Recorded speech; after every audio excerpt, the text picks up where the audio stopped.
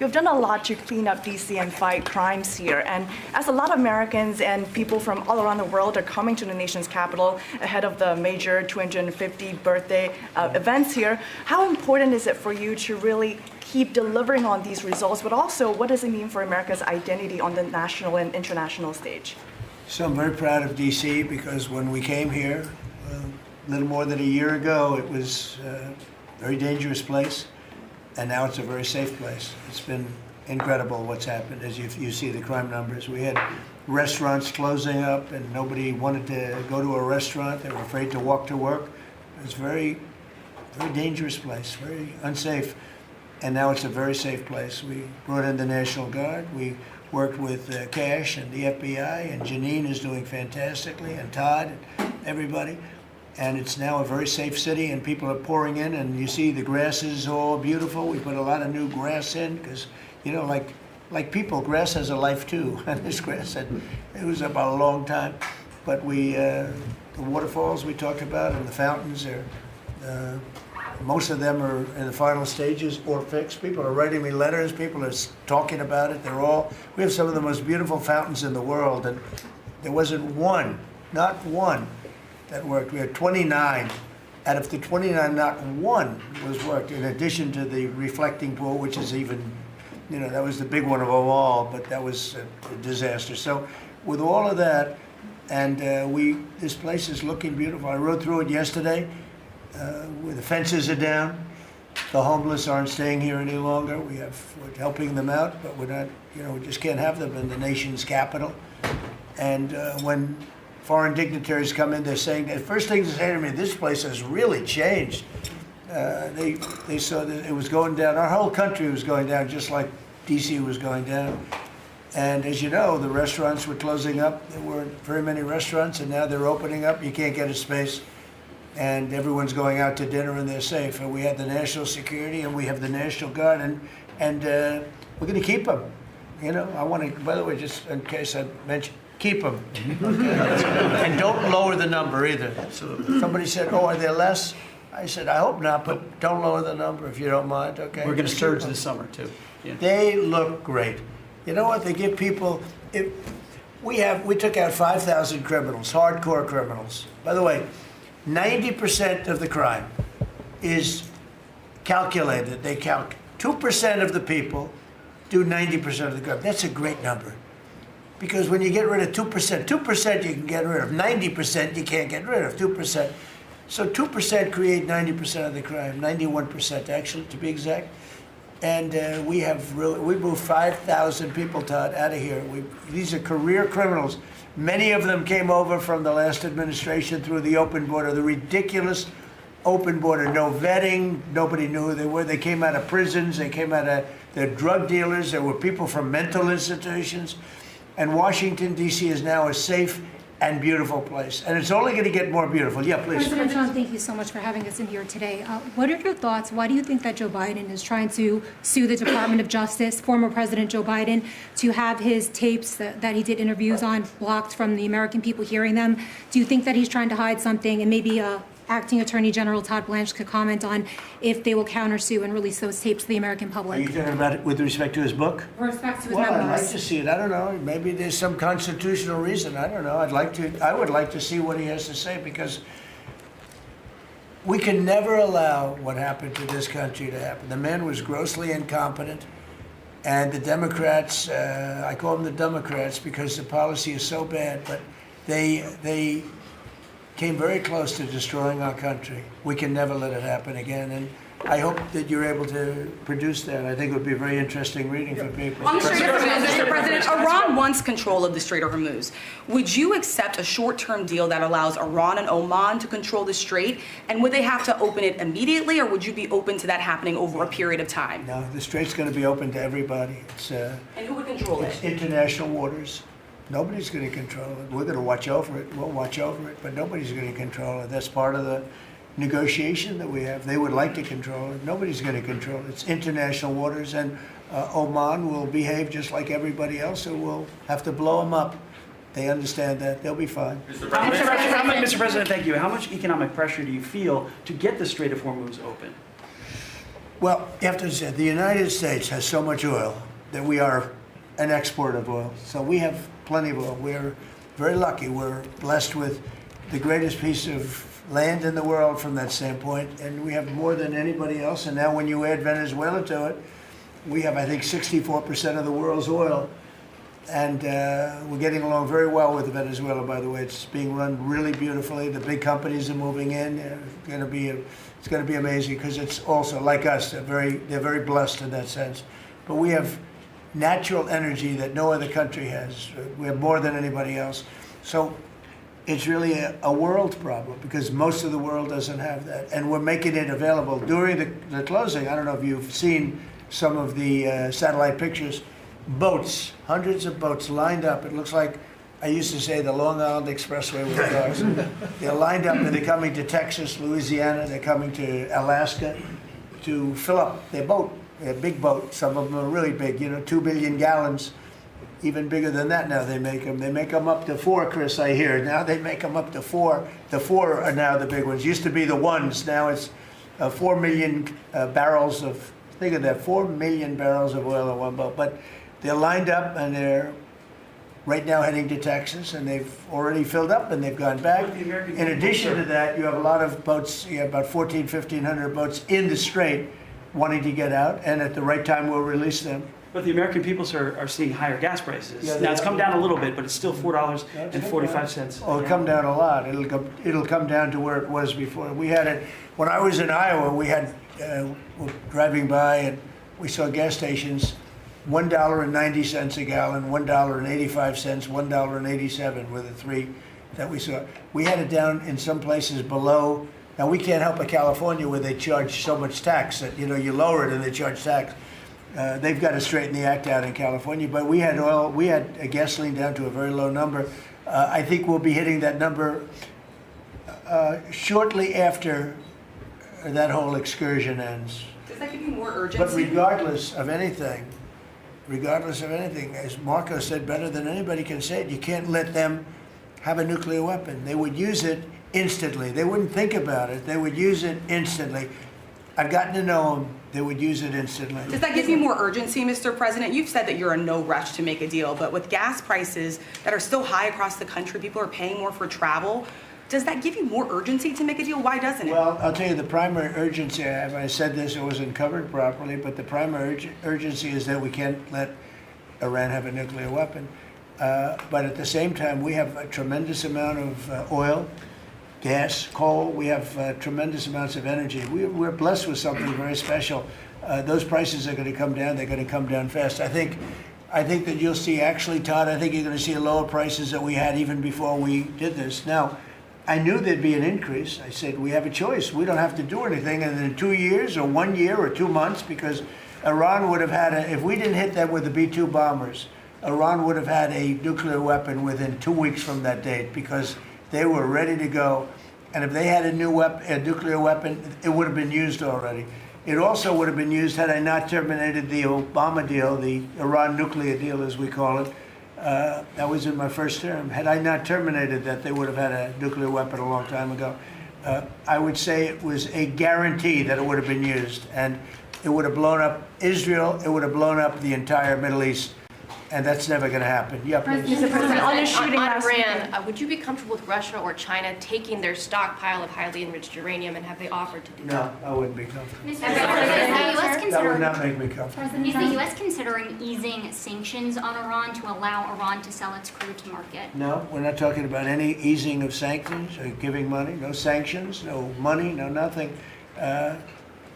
We have control of money that they claim is theirs. We'll keep control of that money. And when they behave properly and when they do what's right, we'll let them have their money. But right now, we're not doing that, and it's not, one thing is not contingent on the other. Mr. President, on the shooting last weekend, it came barely a month after the 3rd assassination attempt against you during the White House Correspondents' Dinner. What was your reaction when you first heard about the latest shooting, and what gives you the courage to really keep doing your job effectively without thinking about these threats every day? Well, I can't think about it, because if I thought about it a lot, I wouldn't be a very good president. I wouldn't be here, probably. I'd be up in some room with a locked door and say, just leave me alone. So I can't really think about it. It's just something that, it's a sad part of life. It's a dangerous business. What I'm doing is a dangerous business. And they say, and look, we have been maybe the most consequential, but we certainly have been one of the most consequential. This group has been a very consequential administration. And they say if you're not consequential, you don't have so much problem. If you are consequential, you do. So you have to look at that. But it's a shame. It's a very sad fact of life. Look, anybody in office, not only in this country, in other countries too, but when you are a consequential president, your life is in grave danger. I knew that. Yeah. Mr. President, how would you characterize the current state of the talks with Iran? I guess if it were a football field, what yard line would you be on? Well, I think we're doing very well. They are starting to give us the things that they have to give us. And if they do, that's great. And if they won't, then the man on my left is going to finish them off. Is there a time frame in your mind? What? Is there a time frame in your mind for? I mean, it happens quickly. The problem is every time I mention a time frame, for instance, I see, we've been doing this for a few months. Vietnam lasted 19 years. Korea lasted 8 years. Afghanistan lasted many years. They were all many, many years, and we're into it for a few months. And I read about you people like you. What's taking so long? But we're in it. We lost between two big wars, Venezuela and Iran. We lost 13 souls, 13 great people. Met the parents, great people. And it's a terrible thing, but 13. If you look at the war casualties and the deaths in wars from Vietnam and all that, they lost hundreds of thousands of people in numerous of these wars. We're very cognizant of that. We want to lose very few. We want very few to be injured. We're very careful. But war is war. War is dangerous. But we've lost 13. I saw the Democrats took an ad putting in the 13 people that were lost. And when you look at hundreds of thousands of people that were lost in the Middle East, Iraq, all the different wars we were in, we have done an amazing job. With that being said, I hate to lose 13. I hate to lose one, but we've been very capable. I mean, when you think of it, we took over Venezuela in one day. We have done a similar job, but we said, well, give them a little chance at the request of somebody that we greatly respect from Pakistan, the Field Marshal and the Prime Minister. They've been great. They asked us, would we pause the war for a little while because they'd like to, so we'll do that. But we had them beat. They're, no better now. We could close it out very quickly. If we can do it in a different way, that'd be good. If we get everything we want. But we could close that out very, very quickly, and we may have to. I don't think so, but we may have to. Let's figure out the World Cup, if I could. The U.S. spent a lot of money getting the World Cup here and increasing the infrastructure. Does the economic benefit outweigh the cost? No, the World Cup is great. It's the most successful they've ever had, ticket-wise. They've never had anything that sold so quickly. It's amazing because it's the United States. What You don't think of benefits? I call it soccer. It's just easier to do because we have football and they have 2 footballs, right? They call it football. But most people never thought they'd see anything like that. The World Cup, it's turned out to be the most successful World Cup from the standpoint of what's happening than they've ever had. Yeah, please. Thank you so much. Rowena Ortiz with Turning Point USA. I have one question for you and one question for Vice President J.D. Vance on fraud. What's your message to the New Jersey leaders pushing back against ICE operations at Delaney Hall? About ICE? Yes. Or about NICE, as I call it, NICE. The NICE facility. I'd love to change the name, call it NICE. They do a great job, and it's all paid for protesters. You can see by the signs. The signs are all made by the same beautiful factory. It's a printing plant. In fact, I'm thinking about using it. They do such a nice job. These aren't protesters. These people are fake. They're all paid for. And I will tell you, Tom Holman and that whole group, and now Mark Wayne is so incredible. Mark Wayne, do you want to just respond to that? Sure. We run the finest facilities anywhere in the world of their type. But we have some horrible killers. We have guys that have murdered numerous people in there. And these are the people they're trying to protect. There's nobody that runs a facility like we do. Mark Wade, please. Yeah, it shows this radical left Democrats' priorities when they decide to go out and protest a detention center where we're housing rapists, child predators, murderers, drug dealers, and they choose Memorial Day of all the time to go protest something that they say that that it's because they're on a hunger strike when there was only a handful of individuals that was refusing to eat because they want their ethnic group or their ethnic right food. Well, they can go back to their country and get whatever food they want. The fact is, we're giving them the calories they want. This isn't Holiday Inn. We're giving sanitation.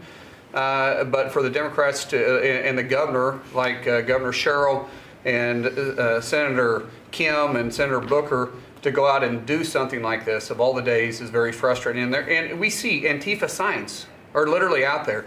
The local police literally refusing to respond. They barricade it, not allowing our employees to come in and out. ICE has to go out there, remove the barricade, and then you have one of the senators complain because he got splattered with a pepper ball. I'm sorry, you probably shouldn't have been there. You know, one thing I'll say about that, the local police, I know a lot of the New Jersey police, they're phenomenal. They love us, but they're told not to do anything. That's right. They love us. They love him. They even love me a lot. And I'm in New Jersey a lot. It's great. I mean, I think it's a great place. It's got a group of people running it now that are having a hard time. But they really like this administration. They love this administration more than any administration they've ever had. And they're thanking me all the time. And, you know, I see those guys going up and down the Jersey Turnpike with their big, beautiful hats on. I say, I'd like to look like that someday. You know, they're great. No, these are great people, and they love him, and they love ICE, and they love the Border Patrol, and they're not allowed to talk to anybody. It's like, but it all comes from the top. They have to follow orders. They want to keep their jobs. Mr. President, are you expecting Congress to pass a federal gas tax holiday? A gas tax holiday? Yeah, to suspend federal Well, gas it's something we might talk about. Let's see what happens over the next week, 2 weeks. A lot of good things are happening. So are you going to the Knicks game next week? No, I was invited to I was going to go on Wednesday, but they closed it out very quickly. They're great. And Jim Dolan's a great guy. He's, as you know, owns and in charge of Madison Square Garden. He's having a good year. Boy, what a team.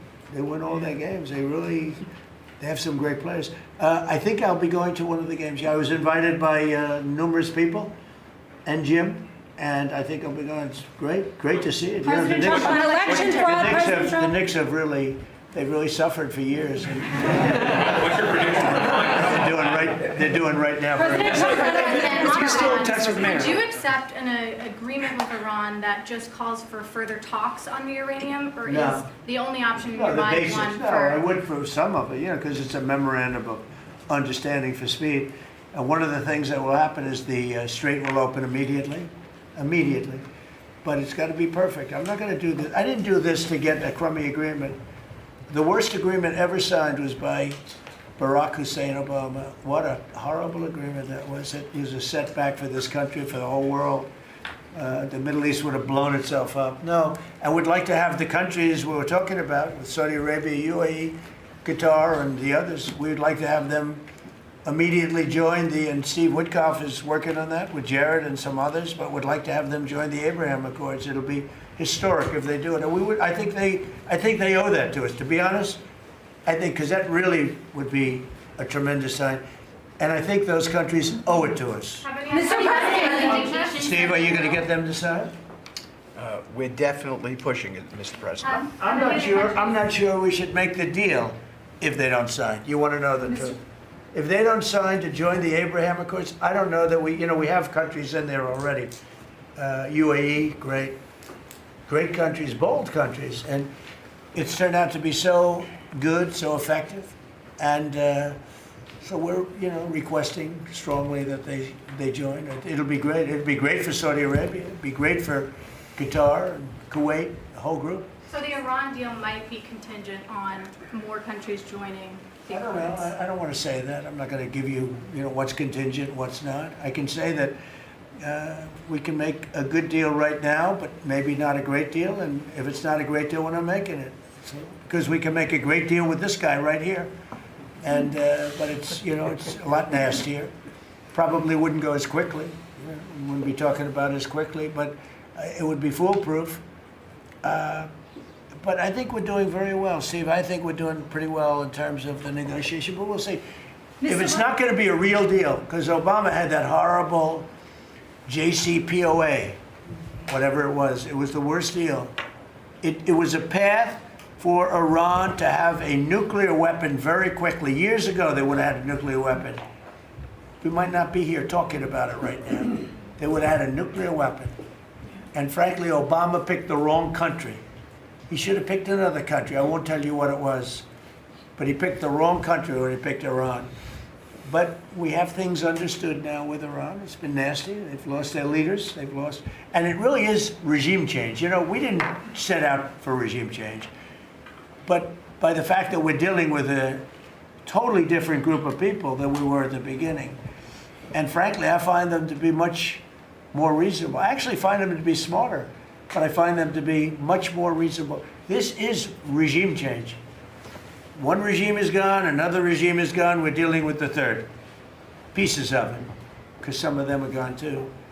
And I find them, I think, how can you have a stronger regime change than that, So I do find that. I'd like to thank you all very much. We're doing great. Our country is doing fantastically well, and this group of people is outstanding. Thank you all very much. Thank you.